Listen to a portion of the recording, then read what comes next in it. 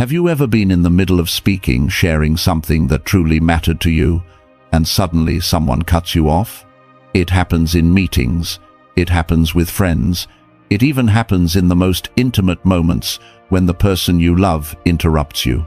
And here's the real question: how do you react? Do you go silent, shrinking back into the background?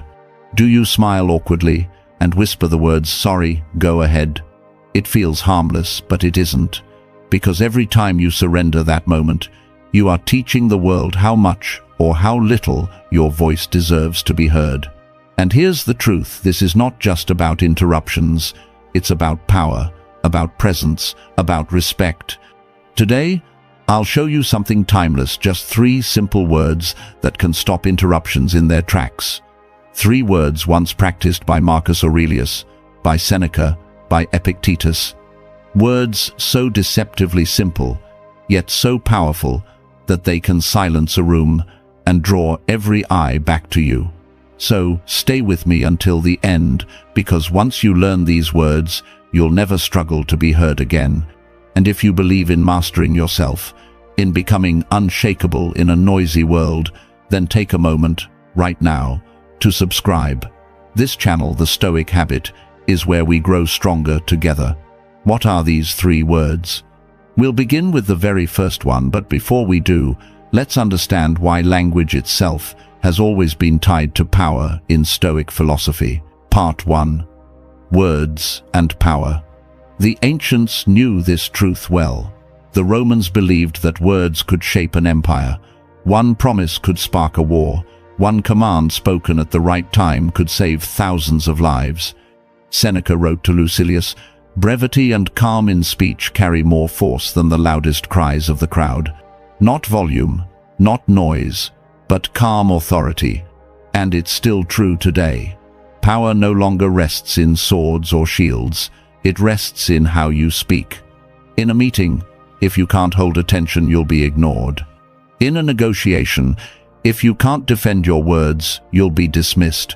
Even in relationships, if you can't steady your voice, you'll be overlooked.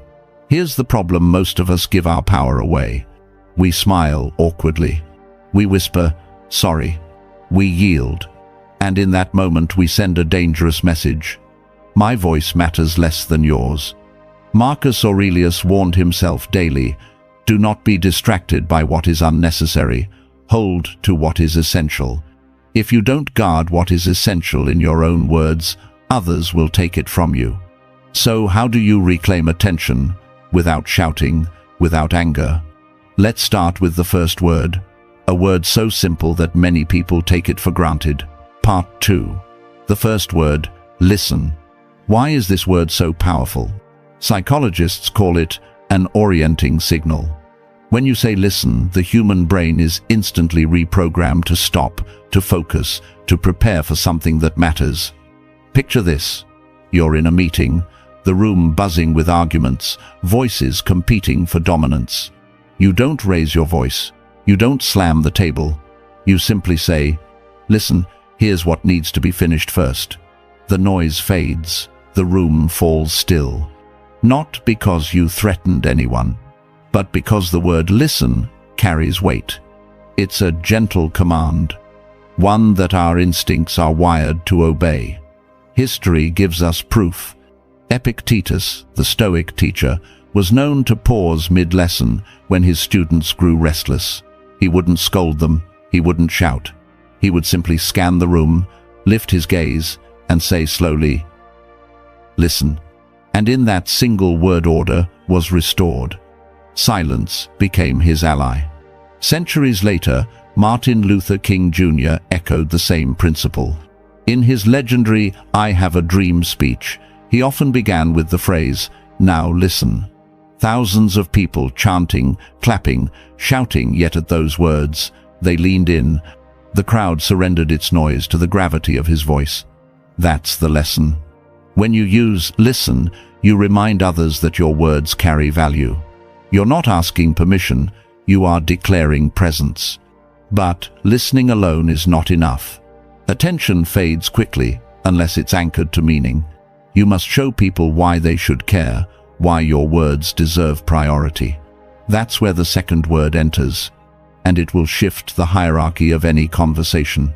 Part 3. The second word, important. Interruptions happen because people believe their thoughts matter more than yours. They assume what they have to say is urgent, while what you're saying can wait.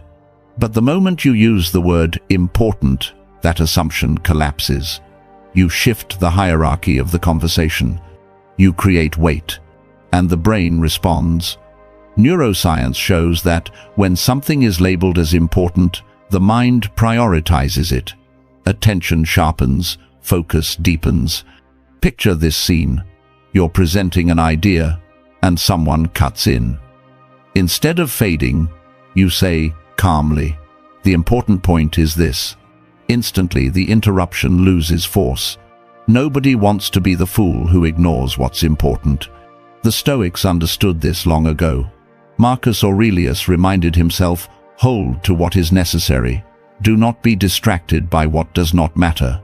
On the battlefield, surrounded by advisors, Marcus was said to raise his hand and declare, "The important matter is the discipline of the soldiers." With those words, endless chatter fell away, and all attention returned to the heart of the issue. In our daily lives, this can sound like, "What's important here is that I explain the reason first," or "The important detail I was about to add changes everything." Notice what happens. You are no longer competing for attention. You are defining where attention belongs. But here's the catch: importance alone can feel abstract. People might nod and still drift away. To truly command presence, you must root importance in time, make it immediate. That's why the third word matters most. And it's the word that brings every wandering mind back to the present moment. Part 4. The third word, now. Later is easy to ignore.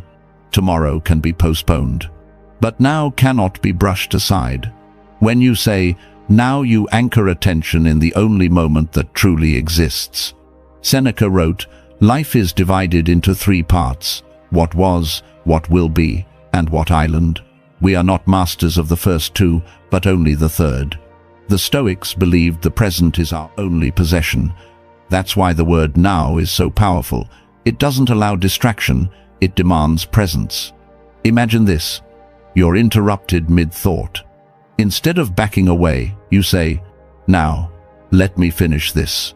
The other person halts, because now isn't optional. It forces them back into the moment with you. History gives us vivid examples. Zeno of Citium, the founder of Stoicism, would stop debates and remind his students, now is the time to practice philosophy, not tomorrow.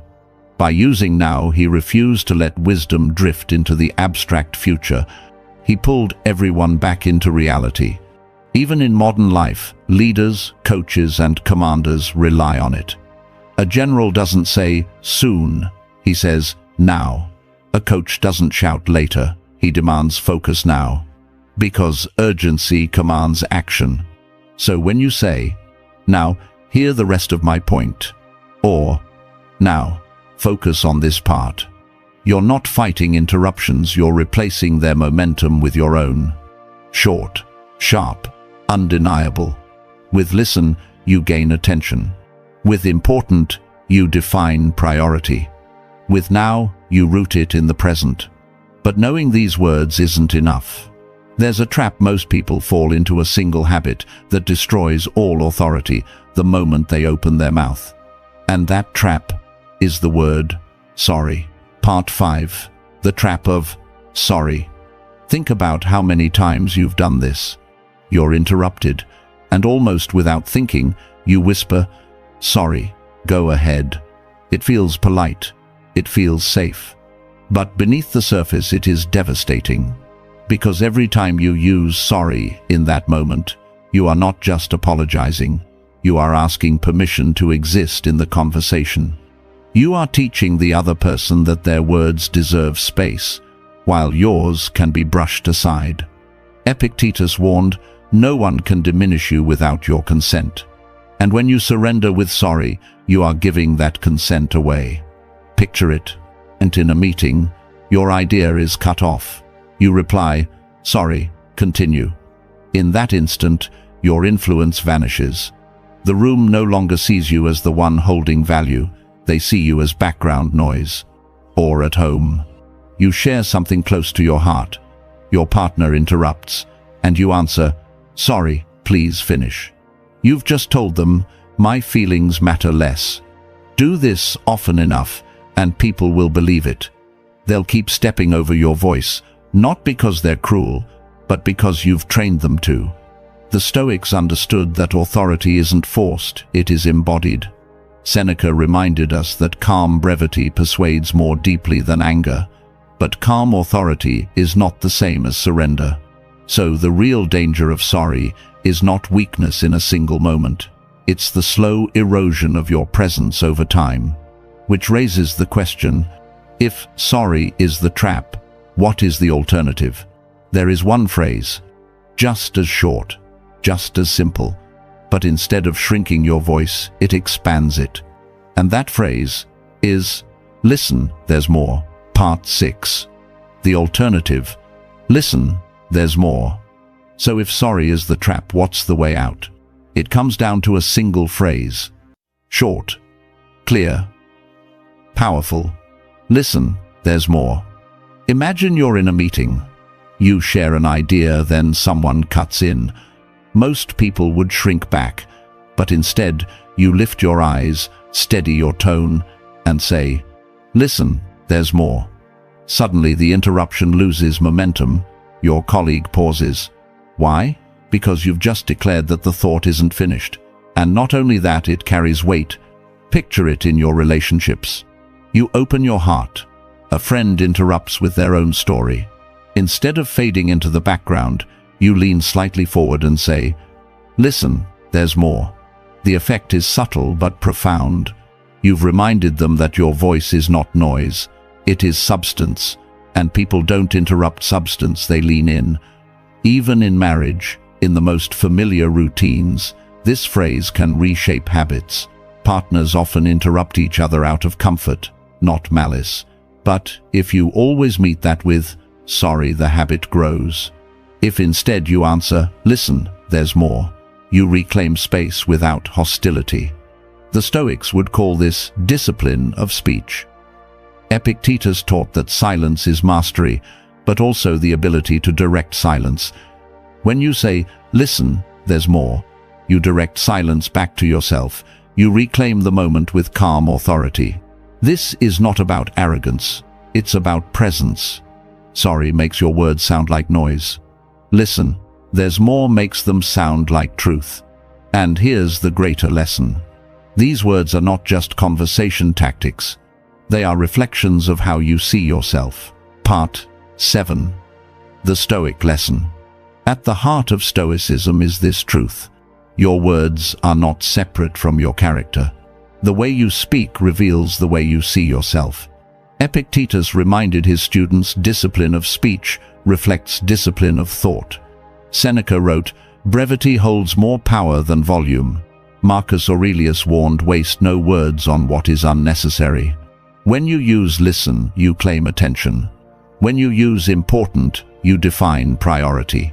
When you use now, you anchor presence.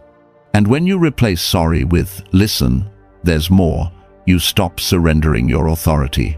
This isn't about manipulation. It's about integrity. It's about living in a way that commands respect without ever needing to demand it. Because the one who embodies respect never has to ask for it. They carry it wherever they go. So remember these words, practice them, let them reshape the way you speak and the way others listen. And if you're ready to strengthen not just your words, but your entire way of living, subscribe to The Stoic Habit. Together, we walk the path of calm authority. Together, we learn to live unshakable. If this video brought you value, you can tap the Thanks button to support me in creating much more valuable content. Thanks for listening.